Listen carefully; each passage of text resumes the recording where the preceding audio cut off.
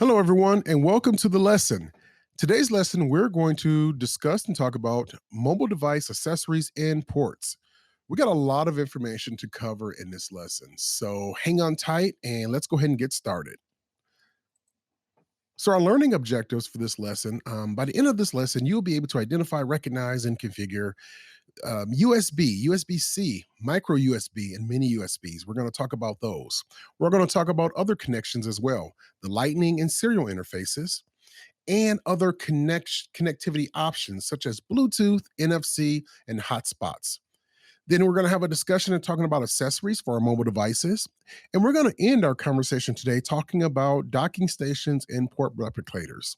So, like I said, we have a lot of information to cover, a lot of ground. So, we're going to go ahead and get started. Connection methods. There are many ways that we can connect to our mobile devices. There is wireless, there is within the wireless Bluetooth, NFC, and others, and there's also wire connections. We use connections to our mobile devices for accessories such as keyboard, mice, and speakers, and other peripherals. And we also use these connection types for charging or data transfer or syncing our devices with one another. Or to connect our devices to stations to give us more capability, such as our docking stations. As technology advanced, these connections changed also. So it's important for the technician to be up to date on all the connectivity types, the speeds, and how that technology changes. A very important item to remember as well, a lot of these connection types are also proprietary to one specific vendor. It can be challenging for the IT professional because some of these connection types are vendor proprietary and are specific to that particular vendor. So you have to be aware of that as well. So let's start our conversation off about USB, USB C, micro USB, and mini USB. USB by far is probably the most common way of connecting to peripherals. We use it to connect to, of course, chargers, printers, and a whole host of other devices. The core of USB is the USB host controller, an integrated circuit normally built into the chipset. And this host controller acts as the interface between the system and every USB device that it connects to. Now, over the years, USB has changed, as well as the uses for USB have grown. So let's start talking about the oldest USB type connection, and we're going to work our way to the present. So if we look at the image below, we're going to start off to the far right, which is the mini USB. Now, the mini USB was first introduced way back in 2000. And we use this type of connection to connect our mobile devices, but also smaller devices such as digital cameras and smartphones and tablets. That's what was probably one of our first implementations of USB was the mini USB. 7 years later, in the year 2007, we came out with the micro USB. Micro USB connected the same type devices, but it was a different type of connector, the newer of the USB implementation. And as you can see, it got just a hair or a little bit smaller. And as technology advances, things get smaller, the ports get smaller, and on the devices, that's where this micro USB came out. Today we have what's called the USB-C. This is the newest iteration of USB-C, USB rather. USB-C is a 24-pin type connector, and it can be inserted in either orientation. It's fully backward compatible to the version 3.1, 2.0, and also, of course, the newer standard of USB 4. The USB-C is unique because it can send different signals over the same cable, such as it can be used as a display port. It can be used like in HDMI, where it transfers video as well as audio. And it can also communicate with Thunderbolt, which is Apple proprietary. So again, the USB-C is our newest iteration of USB. The lightning cable. The connection is specific or proprietary to Apple devices. This is an 8-pin digital signal connection. The lightning cable is a higher power throughput for phones and tablets. So if you got that higher power, that means it's faster charging. You'll notice that if you are familiar with Apple products, the lightning cable can charge your devices faster. Its slim design makes it convenient for iPhone and iPad's connection ports. The Lightning connector is also used to connect the Apple mobile devices, such as iPhones and iPads, to host computers, external monitors, cameras, USB charging chargers, and other peripherals. We're going to take a step back in time and talk about serial interfaces. Serial interfaces, or the serial port or serial connection, was an older type of connection used in older equipment. This was an earlier type of connection that which was called the recommended standard, or the RS 232 type connection. The serial port was a 9-pin D shell mail socket, called a DB9 or an RS232 type of connection. And it commonly back then was used to connect modems and other communication equipment. Nowadays, it's commonly used as a configuration port. You'll see this interface on a lot of switches and routers, and you would plug your serial cable into that port and use it to configure that device. I still keep one of these cables in my bag because I may come across older equipment where I may have to log into it and make some configuration changes or some troubleshooting, a switch or router or so forth. And you would use a serial cable with a DB9 connection to use get access to that device. Near field communication, or NFC. Now, we've talked about this before in a previous lesson. NFC is used to send small amounts of data, perfect for payment systems. Sometimes the NFC can be used also as in an authentication system or an access token. Bluetooth.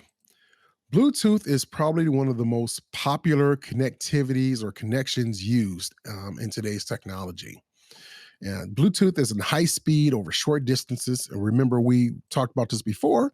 It's the personal area network, or the PAN. Bluetooth is used to connect a ton of wireless accessories, our headsets, our headphones, speakers, smartwatches, monitors, and more. Bluetooth is a kind of a go-to connection because there's so many different technologies that can use the Bluetooth, and it keeps it personal because of that short distance. It's a personal. It doesn't have a long range, so you can connect all your devices and secure those devices within your Bluetooth connection. Hotspots. Previously, when someone mentioned hotspot, you thought of a cafe or a McDonald's or a place that you had to go to get on the hotspot. In today's technology, we have the convenience of having a hotspot right from our mobile device. Our mobile device can become our internet source for not just our equipment, but others as well. That makes it very convenient because, once enabled, can that wireless device can connect other wireless devices around you. So you have your own little small hotspots or internet sources. Again, I remember using these out in the field. I had a laptop and my mobile phone. I would turn the hotspot on my mobile phone to get my laptop connected to go on the internet to may retrieve information or to upload information to a certain website or so forth. So again, the mobile hotspot is become personal. We don't have to go to the cafe anymore. We can turn on our mobile device and activate our hotspot for all of our personal wireless devices. You have to be aware because some providers may charge additional for this, or they may not even offer this on your mobile phone. Check with your provider because additional data rates could apply. Okay, we're doing good. We talked about different ways that our mobile devices can connect, whether it be a wired like a USB or wireless like a Bluetooth or NFC. Now we're going to take a moment and change courses because now we're going to discuss um, how our devices connect, or what our devices connect. What are those things that connect to our mobile devices? Now, this is by no means an exhaustive list of type of devices, but these are the most populars of items or accessories that can connect to our mobile devices. Starting with like touch pens. This is sometimes called a stylus. A stylus is a device that we use to either write or input device into our mobile phones and laptops. And using that stylus is, as you apply pressure, it's the result of the direct result of that is the thickness of your line or the thickness of the line or whatever you're trying to create. So a touch pen or a stylus is one of those accessories that we use on our mobile devices. Sometimes a stylus may even work without even touching the screen, depending on a particular model. In some cases, these are proprietary. That one type of stylus or touch pen may only work with a certain device or certain vendor, such as like an Apple iPen or something like that, only works with Apple devices. And some of these devices can have their own controls or buttons. Headsets. There are so many different headsets that may either use USB or Bluetooth connectivity options. These are could be gaming headsets. They can just be for small communications or web calls. So many different type of headset accessories out there. Speakers. Now there are a ton of type of speakers used to connect to our mobile devices, either by USB or Bluetooth. There are also even waterproof speakers that connect through Bluetooth. That can be in an area where there is a lot of moisture. So speakers are a very common accessory used to connect to our mobile devices. A webcam. We've talked about webcams before. Webcams could either be built into the laptop. However, they can be an external as well. And these could either be Bluetooth or USB. A trackpad. You'll notice that your laptop, of course, does not come with an external mouse or a plug-in mouse. However, it can use one because it uses a trackpad. The trackpad was built into your laptop to input information into your laptop. The trackpad is an alternate to a mouse. The trackpad will have its own connections or settings that you can right click, change the speed or the tapping speed. Again, that trackpad is built right into your laptop and is used for inputting information like a mouse would be. And a drawing pad. A drawing pad also is an accessory that we can use with our mobile devices. Something like a stylus, but a drawing pad could be more detailed, meaning we could do more graphic design with a drawing pad. Um, has more capabilities and more settings. And again, this is another accessory that we use with our mobile devices. So far, we talked about connectivity types, wired and wireless. Then we talked about accessories, what connects to our mobile devices. Now let's talk about a couple items where our mobile device can connect to something to even give us even further capabilities. First, we're going to start talking about is the docking station. Now, the docking station is an external device that our laptops would dock into or plug into. And these devices provided a lot of capabilities.